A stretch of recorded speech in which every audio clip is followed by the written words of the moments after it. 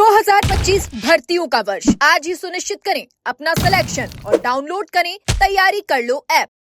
चिकित्सा अधिकारी भर्ती परीक्षा का मामला है और चिकित्सा अधिकारी भर्ती परीक्षा का नोटिफिकेशन जारी किया गया था आरयूएच की तरफ से। मंत्री जी ने निर्देश दिए थे कि 17 नवंबर को एग्जाम करवाई जाए। आरयूएच के हाथ में एग्जाम को कराने का जिम्मा दिया गया। 17 नवंबर की एग्जाम आरयूएच के द्वारा पोस्टपोन की गई। उसमें कई सारे त्रुटियां थी। एक नीट पीजी की काउंसलिंग से रिलेटेड मामला था, जिसके चलते 17 नवंबर की परीक्षा को निरस्त करके पोस्टपोन कर दिया गया। अभी एग्जाम की नई तिथि घोषित की गई है 4 अप्रैल और सीटें जो है इसके लिए सबसे पहले 1220 सीटों का नोटिफिकेशन आया था। उसके बाद में अभी कुछ सीटें उसमें ऐड की गई है, जिसमें 260 सीटों को बढ़ाया करके 1480 सीटों पे ये चिकित्सा अधिकारी भर्ती परीक्षा की जा रही है। जैसा कि अभी कुछ 1-2 दिन पहले ही अभी दिनांक घोषित की गई है परीक्षा तिथि, और इसको लेकर के वाइस चांसलर साहब ने या तो किसी न किसी प्रावधान के द्वारा ये बोला गया है कि जो परीक्षा है वो कुछ स्लॉट्स में करवाई जाएंगी। तो सबसे पहले तो जो चिकित्सक अभ्यर्थी है वो इससे नाराज है और मेंटल प्रेशर में है कि जब सेंट्रल एजेंसी जैसी जो नीट पीजी की परीक्षा थी जो स्लॉट में करवाई गई थी, उसमें भी कई सारी खामियां रही। बार बार में नीट की जो काउंसलिंग थी, नीट पीजी की जो काउंसलिंग थी, उस पर रोक लगाई गई, फिर वापस खोली गई, क्योंकि उसमें एक नॉर्मलाइजेशन प्रोसेस होता है जिसमें बच्चे नाखुश रहते हैं परीक्षा को लेकर के और उसके परिणाम को लेकर के। तो परीक्षार्थियों के अंदर जो चिकित्सक अभ्यर्थी है उनके अंदर इसका बहुत विरोध प्रदर्शन है और बहुत अंदर से दुखी है कि ये क्या राजस्थान सरकार के पास इतने से सेंटर्स भी नहीं है कि 13,500 के आसपास अभी फॉर्म आए हुए हैं और फॉर्म रिओपन अभी चल रहा है। 14 से 18 फरवरी तक आरयूएच ने फॉर्म को रिओपन किया है, जिसमें लगभग 5,000 से 5,500 बच्चे 19 बैच के शामिल होने की आशंका है। तो कुल मिलाकर के चिकित्सक जो है वो 19,000 चिकित्सक अभ्यर्थी 1480 पदों के लिए एग्जाम में शामिल होंगे। सबसे पहले तो सरकार से चिकित्सक अभ्यर्थियों की मांग है आपके चैनल के थ्रू कि परीक्षा की जो सीटें है वो बढ़ाई जाए।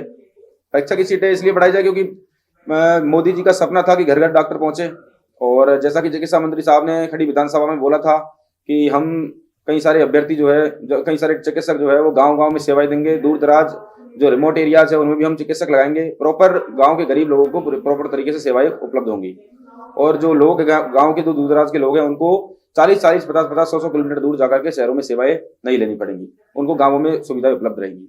तो मामला हमारा सीट बढ़ाने को लेकर है। सभी चिकित्सक अभ्यर्थी चाहते हैं, आपके चैनल के माध्यम से ही चिकित्सा मंत्री जी से और मुख्यमंत्री जी से निवेदन है कि सीटें बढ़ा करके 3,000 की जाए।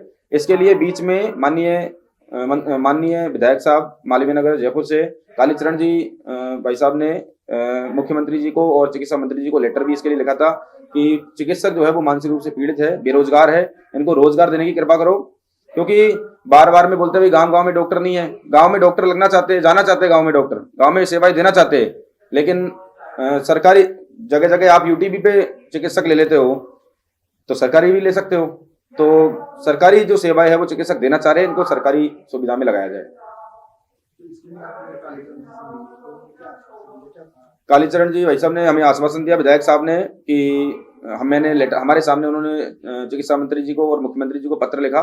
पत्र में बाकायदा मांग की गई कि जो चिकित्सक है उनकी सीटें बढ़ा करके 1220 उस टाइम सीटें थी, और 1220 से अभी कुछ सीटें टुकड़ों में बढ़ाई जा रही है। 200 सीटें, 250 सीटें, 300 सीटें, इस टाइप से सीटें बढ़ाई जा रही है। तो उन्होंने पत्र लिखा था कि भाई ये सीटें बढ़ा करके 3,000 की जाए, ताकि दूर दराज गाँव तक जो गरीब लोग हैं उनको चिकित्सा सेवाएं उचित व्यवस्था में उनको चिकित्सा सेवाएं मिल सके और वो परेशानी उनकी दूर हो। जैसा कि दिया कुमारी जी ने भी, उप मुख्यमंत्री जी ने भी हमारी 1500 सीटें पहले आवंटित कर दी थी विधानसभा में। उन्होंने भी बोला था कि 1500 सीटें हमारी तरफ से दी जाएगी, जबकि ये जो भर्ती है वो गहलोत सरकार की है, उसमें भी सीटें बढ़ाने का भी प्रावधान है। तो उनको बढ़ा के कर दो, हमारी तो 3,000 हो रही है। 3,000 कम से कम सीटें तो की जाए, क्योंकि नए फॉर्म अभी 5,000 से 5,500 रिओपन में फॉर्म आ जाएंगे 19 बैच के। तो यही मांग है सरकार से कि भाई सीटें बढ़ाई जाए, ताकि जो चिकित्सक है वो परेशान ना हो और गाँव के दूर दराज के लोगों को सेवाएं मिले। सीट कम होने से जो ग्रामीण इलाके हैं उनको तो नुकसान हो ही रहा है, साथ में डॉक्टरों को भी नुकसान हो रहा है। एक लंबी पढ़ाई के बाद में जब डॉक्टर एमबीबीएस बनते हैं, आप एमबीबीएस करते हैं, उसके बाद में भी अगर आपको नियुक्ति के लिए इंतजार करना पड़ता है तो क्या क्या परेशानियां डॉक्टरों के साथ में आती है? कितने डॉक्टर इससे प्रभावित? मैं आपको बता देता हूँ कि 2022 में पिछली भर्ती राजस्थान ने चिकित्सा मेडिकल ऑफिसर के लिए निकाली थी। 2022 की जो भर्ती थी उसमें 1765 सीट पे भर्तियां ली गई थी, जिसमें लगभग 8,000 के आसपास लोग जो है एग्जाम में परीक्षा में बैठे थे। तो 8,000 में से लिए तो गए 1765, तो कुछ जो बच्चे हैं वो तो 22 से पहले के भी बेरोजगार रह गए, जिनका उसमें सिलेक्शन नहीं हो पाया। तो कुछ तो वो है, फिर उसके बाद में नए कितने स्टूडेंट होंगे जो 22 के बाद से अभी जिनकी नियुक्ति नहीं हुई? 22 के बाद से जो जिनकी नियुक्ति नहीं हुई वो कम से कम 10,000 के आसपास स्टूडेंट हो जाएंगे, 10 से 15,000 के बीच में वेरी कर रहा है। और कुछ जो चिकित्सक है जो पहले के हैं, जो पुरानी भर्ती में शामिल ना हो पाए किसी न किसी वजह से, तो वो शामिल होकर के कम से कम 25 से 30,000 डॉक्टर जो है वो बेरोजगार बैठे हुए। 22 के बाद में 25 में भर्ती निकलने का क्या कारण था? हमने इसके लिए भी मेडिकल कैडर हम बार बार मांग करते हैं, हमारा मेडिकल कैडर लाया जाए। मेडिकल कैडर आते ही सारी जो चीजें हैं उनका समाधान हो सकता है। इसके लिए कई बार चिकित्सा मंत्री जी से मिला जा चुका है।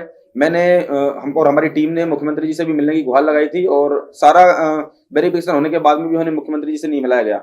उन्हें पता था कि हमारा जो मामला है वो मेडिकल कैडर का है। अभी आप देख रहे हो कि हमारे चिकित्सा से संबंधित अभी कुछ दिन पहले मामला हुआ है, एक उपखंड अधिकारी द्वारा हमारा जो चिकित्सक है उसको दुर्व्यवहार किया गया उसके साथ सेड़वा तहसील में बाड़मेर के अंदर। उसके लिए भी मेडिकल कैडर की मांग बहुत तेजी से उठी थी, उसमें भी कोई उचित समाधान अभी तक नहीं मिल पाया है। बीते दिनों भी जो डॉक्टर्स थे उनकी तरफ से एक बड़ा अभियान छेड़ा गया, ट्रेनी डॉक्टर्स की तरफ से। उसके बाद में लंबी कानूनी लड़ाई भी शुरू हुई, कई डॉक्टर्स के खिलाफ एक्शन भी लिए गए।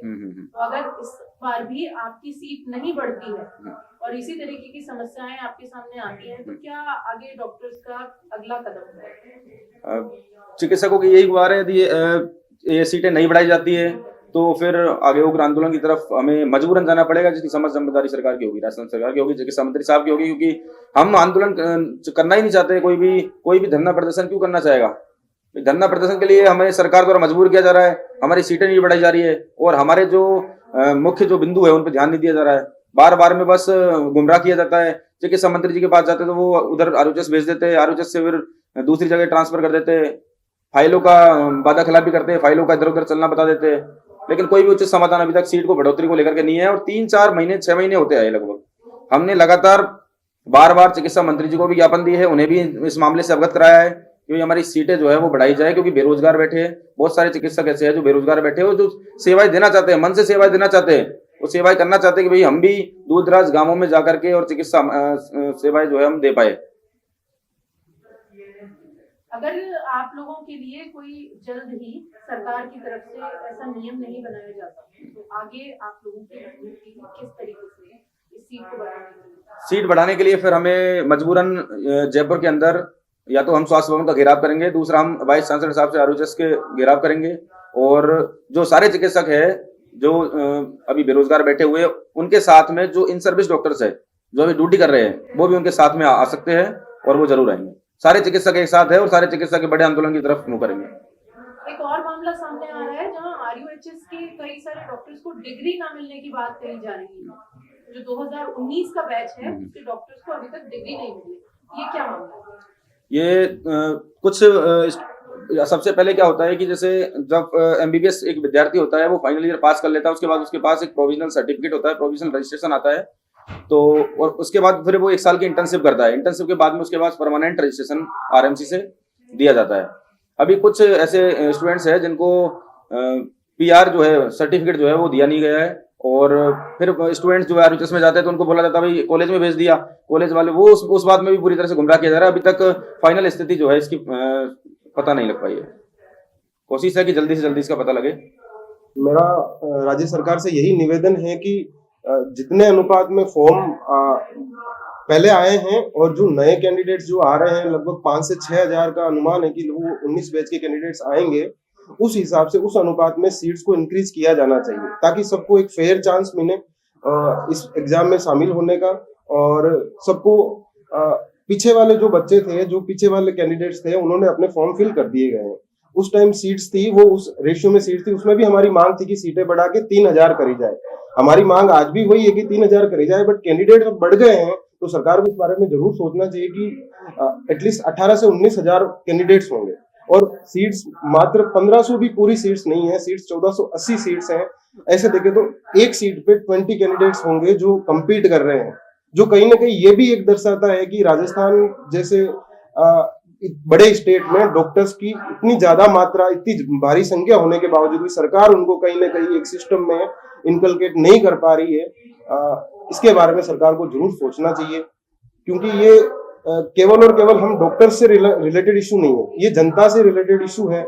इस पे अगर हम गवर्नमेंट सेक्टर में जाते हैं, अगर हम ग्रामीण क्षेत्र में जाते हैं, तो कहीं ना कहीं जनता को फायदा होगा इससे, और इससे गवर्नमेंट की छवि सुधरेगी, इससे उनकी छवि कभी खराब नहीं होगी। इसलिए हमारी मांग है कि सीटों को बढ़ा के 3000, कम से कम 3000 किया जाए, जिससे क्या है कि सबको एक फेयर चांस मिल सके इस एग्जाम में। धन्यवाद। कॉलेजों को जो प्रोविजनल सर्टिफिकेट जो होता है वो भेजा नहीं है, और स्टूडेंट्स के द्वारा ये बोला जा रहा है कि 4 दिन का सिर्फ समय दिया गया है फॉर्म रीओपन हुए उसके लिए।